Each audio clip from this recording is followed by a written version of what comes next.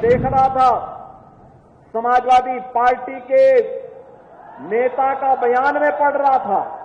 कोलकाता के अंदर एक डॉक्टर के साथ सामूहिक दुष्कर्म करने वाले दुष्कर्मियों का समर्थन कर रहे हैं। तनिक तो शर्म करनी चाहिए। ये वही लोग हैं जो कहते थे दुष्कर्मियों के लिए कि लड़के हैं गलती कर देते हैं। एक तरफ मोदी जी बेटी पढ़ाओ बेटी बढ़ाओ के साथ आगे कार्य कर रहे हैं। मोदी जी ने नारी सशक्तिकरण बंधन अधिनियम के माध्यम से देश की संसद में और प्रदेशों की विधानसभाओं के लिए सुनिश्चित किया है कि उन्हें भी संसद में और विधानसभाओं में जाने का अधिकार मिलना चाहिए। देश की नई संसद का कोई अधिनियम पहला पारित हुआ तो मातृशक्ति के लिए समर्पित नारी बंधन शक्ति अभिनंदन का एक कार्यक्रम विधेयक था।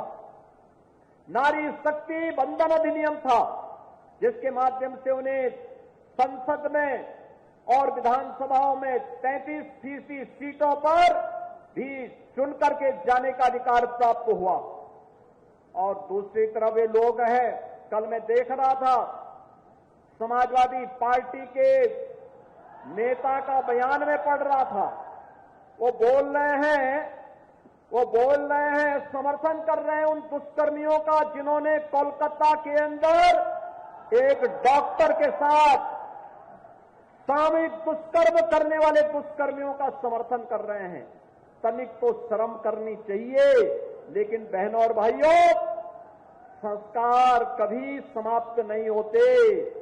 ये वही लोग हैं जो कहते थे दुष्कर्मियों के लिए कि लड़के हैं गलती कर देते हैं।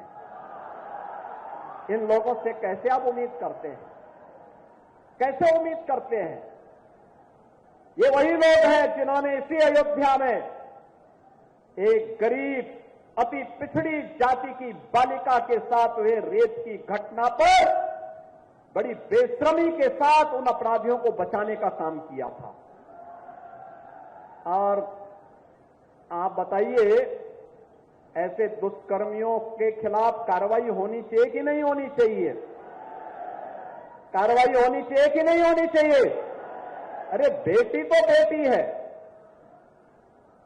उस बेटी को सुरक्षा मिलना चाहिए कि नहीं मिलना चाहिए? और यहां पर भी हमने कार्रवाई की और इनके एक नेता कन्नौज में भी वैसे पकड़े गए, जैसे लगता है पार्टी का चरित्र ही ऐसा हो गया इनके। और इसीलिए दुष्कर्मियों का बड़ी बेशर्मी के साथ लोग समर्थन कर रहे हैं।